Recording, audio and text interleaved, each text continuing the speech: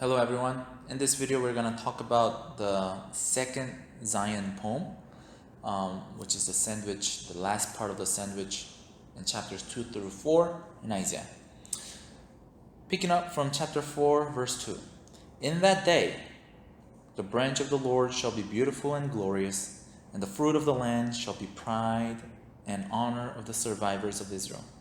And he who is left in Zion and remains in Jerusalem will be called holy, everyone who has been recorded for life in Jerusalem, when the Lord shall have washed away the filth of the daughters of Zion and cleansed the bloodstains of Jerusalem from its midst by a spirit of judgment and by a spirit of burning. Let's pause here. So we're talking about in that day, the branch of the Lord shall be beautiful and glorious. Okay? Now we have moved on from the imagery of daughters of Zion at the end of chapter 3. Now we're talking about the branch of the Lord. Now I have to tell you that the branch of the Lord is interpreted in a couple different ways. One is that it refers to Israel. Okay, branch of the Lord shall be beautiful and glorious. It's Israel.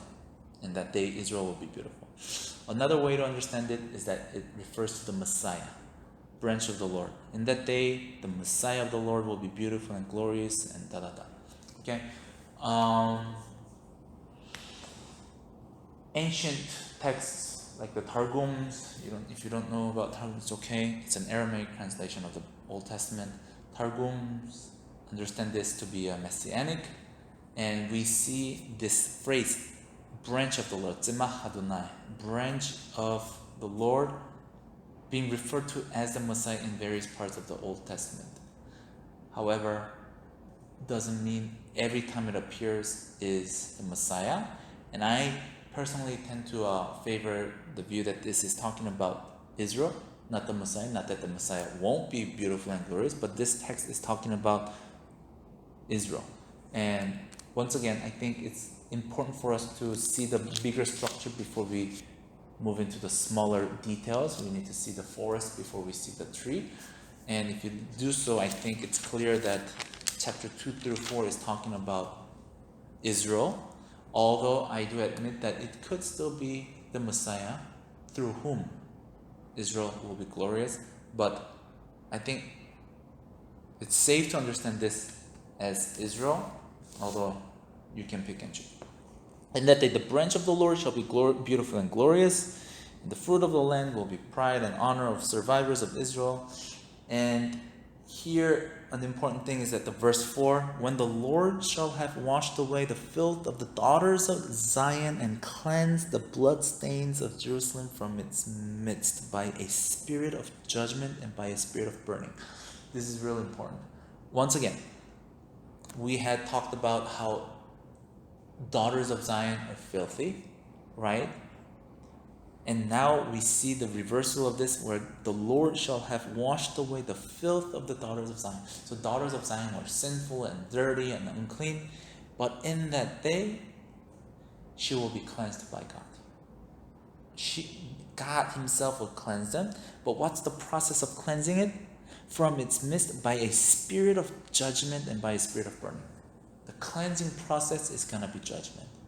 It's through judgment, the terrible things that we read about in chapter 2 and 3, is through that judgment that daughters of Zion are going to get their filth removed by God.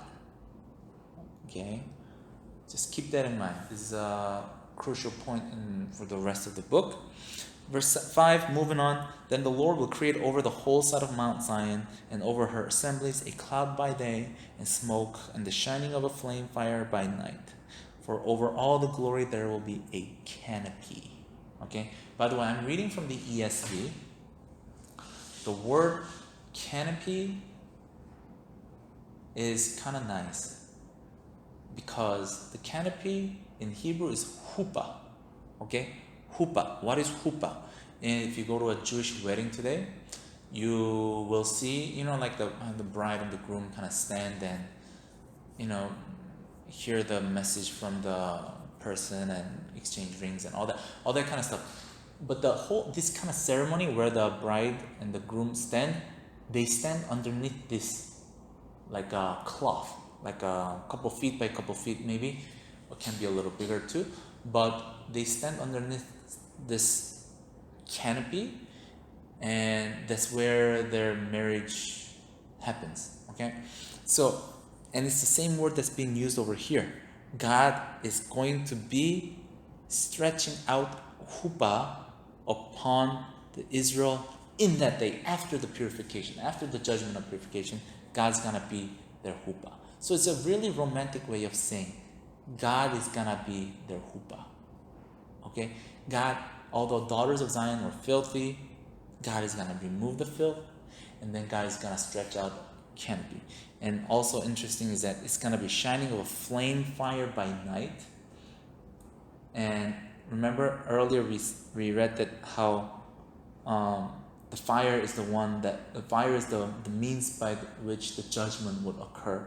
But now it's gonna be warm and protect them. So this is a reversal. The fire that judged them or will judge them will become protection and warmth for Israel. So it's a beautiful picture that we see that is being reversed. So this is the end of the second sign. Oh, I haven't read the last verse. Verse 6. There will be a booth for shade by day from the heat, and for the refuge, and a shelter from the storm and rain.